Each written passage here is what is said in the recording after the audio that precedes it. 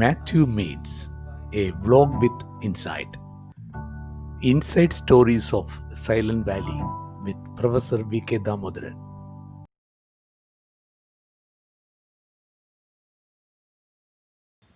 Hello everybody, welcome to Mathew Meets. Today we are very glad to have Professor V.K. Damodaran with us, who is a leading energy scientist as well as an environmentalist, who is also the father of green audit protocols in India.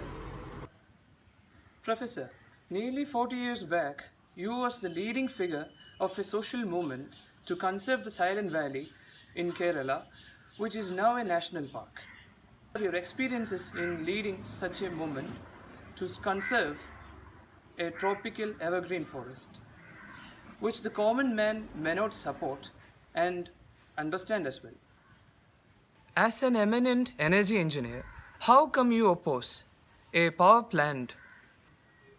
Yes, Matthew, you have put a very, very pertinent question of leading a movement that is one of its kind in India, maybe globally as well. Why I say that is very important is when you talk about the Silent Valley debate, which actually from 1978 onwards went on till 1983-84. Say, for example, for 5 years, there was a noisy debate on Silent Valley. But what was it? It was not for actually gathering a large number of people as if their votes matter, because a decision on this project is not taken just by the majority thought. So that was one aspect. Second one is the project was already sanctioned, and the Kerala State Electricity Board, if they had money and some of the local sanctions, they could actually go ahead with the project. Why this had to be stopped? Again, there is a question. Was the project opposed purely on the environmental considerations, or was it actually a criticism of the energy part of it, or is it something different? In reality, this is something different. It is not purely environmental consideration. It was not purely the need for energy that is debated and decided. No. Several other aspects of a development project, because every project like this, production of energy or starting an industry, all these things are supposed to be development projects, simply meaning people get jobs. Because of that, some money comes into their hands, money gets circulated in the local market, and the whole area economically and socially progresses. This is what we mean by development.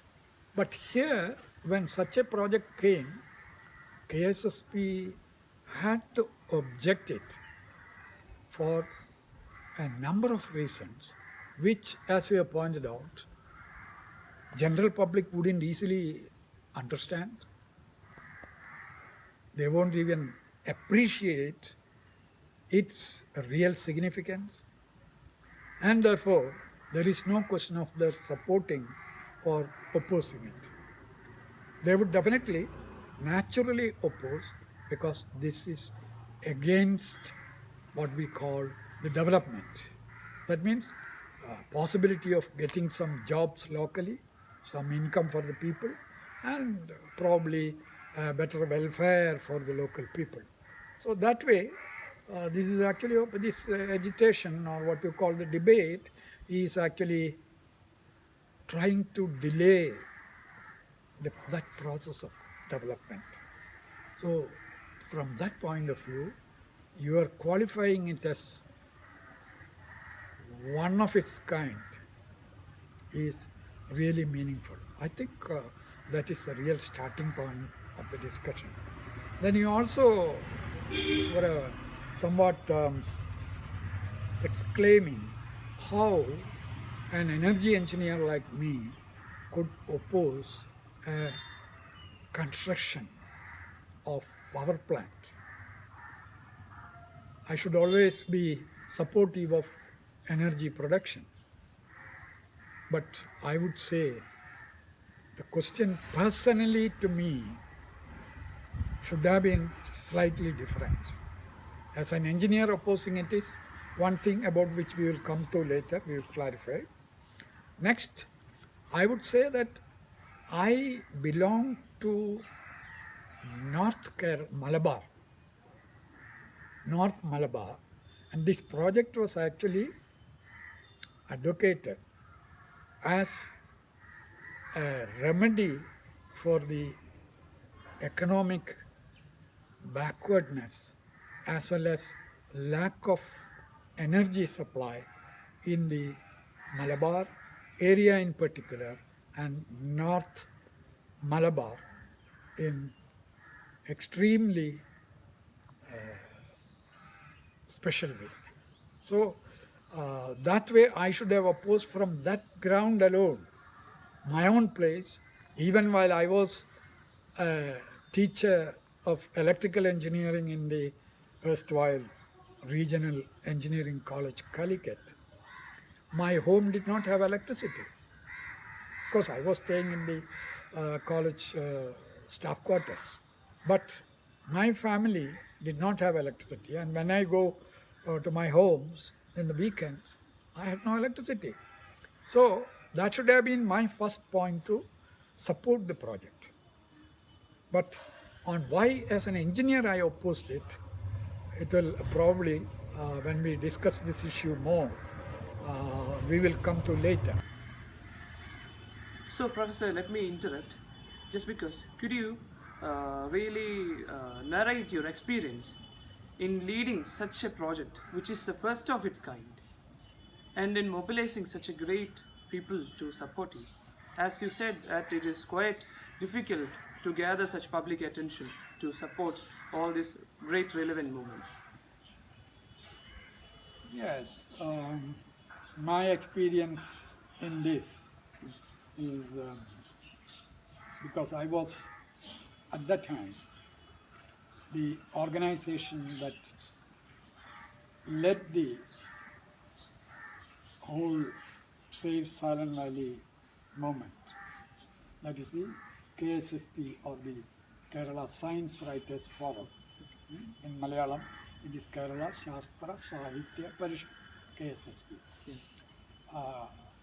KSSP is not the first to raise objection for the Silent Valley project. That is one thing. But the situation got so hyped up and so projected or elevated to a level where KSSP was spearheading this movement for several reasons. That is because,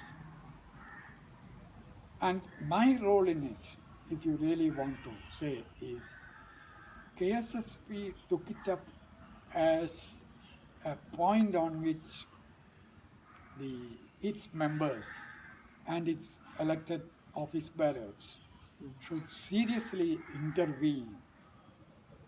That means Silent Valley debate becomes a program or activity of KSSP. During the period, I was the president of KSSP. So even in KSSP, just the previous year, in fact, I became president of KSSP in 1978 and continued for 2 years. And it was our practice that however good or bad a president is or a secretary is, all office bearers generally lay down that office after 2 years of holding. That was a norm that we created so that more number of equally enthusiastic people should come to the leadership position and they should be able to try their ways of organizing activities and leading, etc. So it was purely a democratic thing. But that doesn't mean that these people actually, those earlier leaders actually go out of the activity. Yeah. They'll still be there. They will be guiding, they will be mentoring, they will be part of some other activity in a leadership role. For example, after being a president, I can be the convener of the publication committee. I can be the convener or the chairman of the rural development section. So like that, it can be anything. So, but you don't actually sit more than 2 years. So what I am saying is, in 1977 itself, a resolution came. This is where I said the opposition came from different other quarters. Because when KCB and Kerala government submitted this project to Government of India for approval, at that time it was the Ministry of Agriculture which was looking after the environment and forest aspects. Now we have got a full-fledged ministry for a number of years. Okay. Yeah, from 80s onwards, we have actually a full-fledged environment and forest ministry. Later, climate change also is added now, and like that. So that is an evolution. But those days, it was actually the Ministry of Agriculture and the wing of that. Okay. So they appointed, they had actually a committee for appraising the environmental and ecological impacts of any development project like chemical industries, and those days mostly we had hydroelectric projects and some coal-based projects in coal-rich states.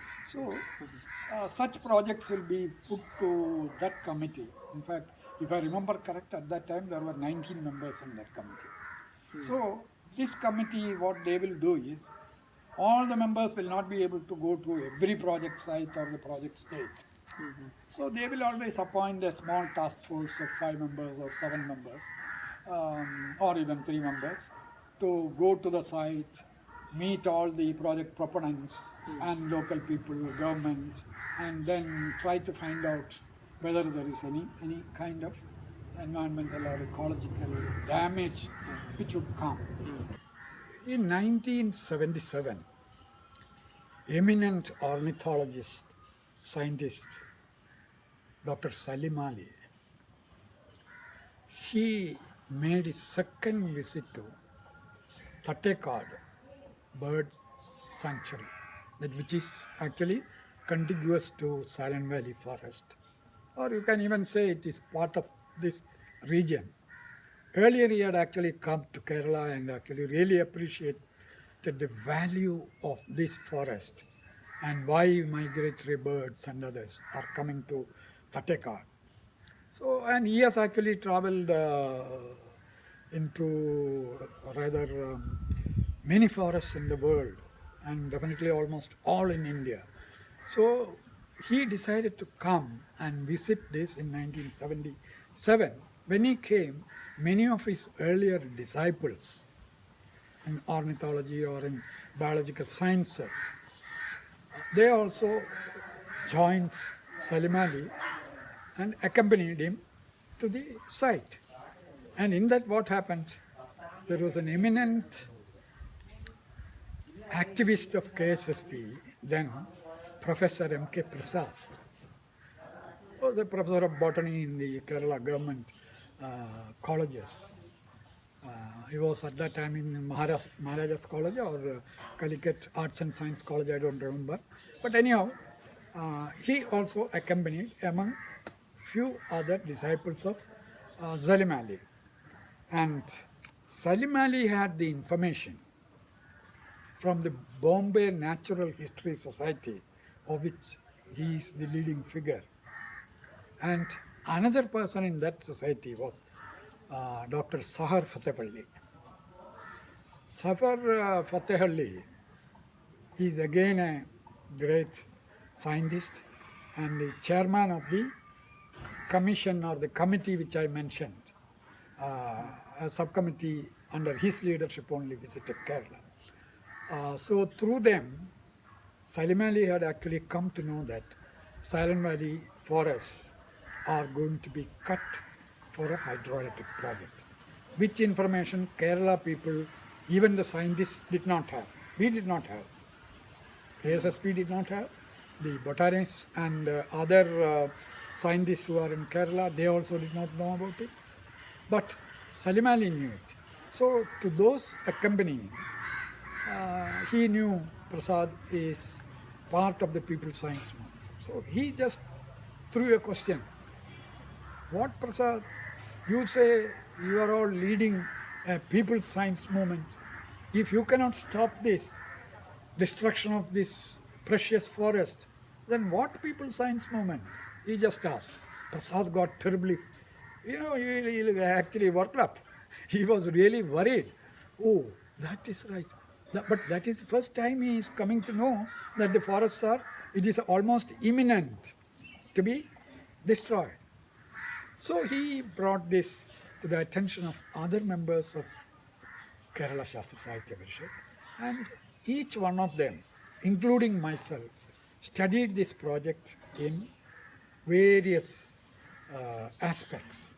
On various aspects, each one according to his own specialization, he started studying these things and trying to find out what is actually good and what is bad with this project.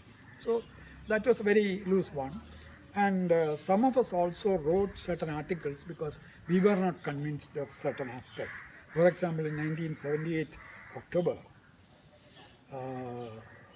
Economic and Political Weekly, which is actually a very important magazine even now, carried an article on Silent Valley by Dr. M.P. Parameswaran, who is also one of the leading figures in the KSSP. And the editor called Dr. Parameswaran and said, oh, this is a very interesting topic. Can you get more article with more aspects covered? So he immediately remembered me and he just said, why don't you give an article? So I just gave, I am an energy man. So I just gave my views in an article to EPW, where I think it was actually Silent Valley, Malabar and the power paradox. That was the topic, if I remember correct. They promptly published it next week itself, and this discussion was actually continued by many others who were actually interested in the Silent Valley project, basically in the environment of the Silent Valley area. So that debate was going on. So when this issue was moved into KSSP as a resolution in the executive committee by Professor Prasad, there was a heated discussion inside KSSP Execom. Some people, especially engineers, said, what are you telling? No trees should be cut. Then how will you construct houses? How will you construct buildings? How will you construct furniture? So these are all essential requirements. So what are you saying that forest should not be cut? Then environmentalists said, if you cut such kind of trees, remove their leaves and the habitats of various life forms, even heaven may break loose and fall down. So the argument went off, and I think we could not actually find a kind of a common understanding that this issue either weighs this side or that side. So the president then said, for a science writers forum like this, why should we take up such scientific problems, which also has a political edge? Because when a project is to be abandoned, it will definitely have political repercussions. So he said, let us not pursue this discussion any further. Let us go into the other aspects. Of course, that is all what he could do. He didn't want the organization to be split on this particular issue. So that ended there. And it so happened that 1978 January, I was actually tipped for presidentship of KSSP. I never expected. I was too young at that time. only 38 years old. I was not to be a president of such Wow. a big, at that time itself we had 16,000 members. Now of course it is running in lakhs. That is a different story. But those days, science writers movement or a science popularization movement, you cannot imagine 16,000 members in any state of India. So that was something great. So having grown to that stage, I had to actually think.